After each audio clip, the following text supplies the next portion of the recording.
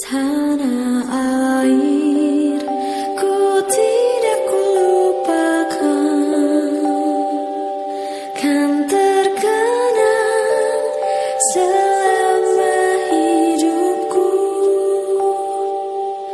Halo, selamat datang di video pembelajaran konstitusi. Sebelum mempelajari lebih jauh tentang konstitusi, saya akan menjelaskan pengertian konstitusi. Pengertian konstitusi terbagi menjadi tiga, yaitu pengertian secara luas, pengertiannya tengah, dan pengertian secara sempit.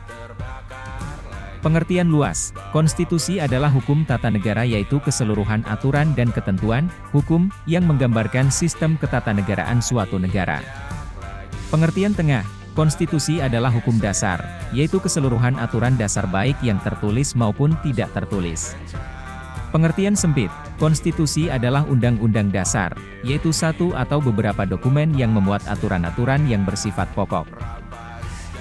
Setelah memahami apa itu konstitusi, mari kita belajar tentang teori konstitusi, motif kemunculan konstitusi, hubungan rule of law dengan konstitusi, dan nilai-nilai yang terkandung dalam Undang-Undang Dasar 1945.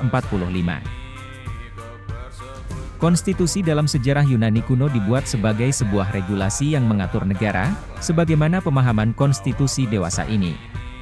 Konstitusi pada masa Yunani sendiri dibedakan atas dua istilah, yaitu politeia dan nomoi, yang memiliki fungsi yang berbeda.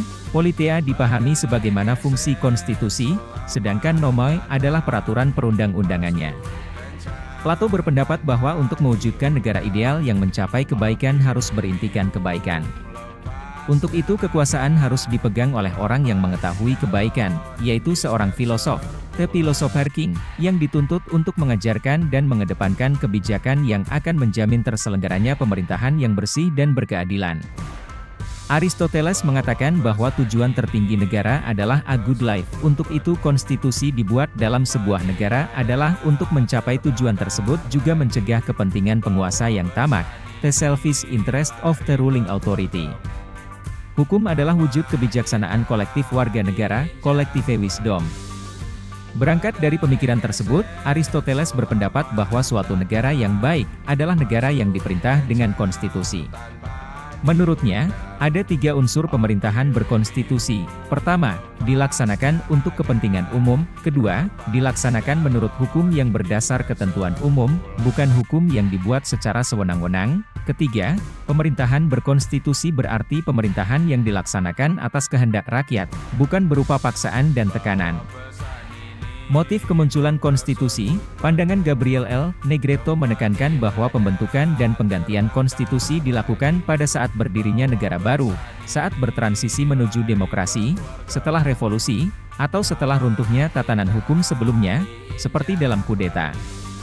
Menurut pandangan Saforin Lohman, motif timbulnya konstitusi adalah perwujudan perjanjian masyarakat, piagam jaminan hak-hak asasi manusia, dan sekaligus menentukan batas-batas hak dan kewajiban warga negara dan alat-alat pemerintahannya, dan gambaran struktur pemerintahan.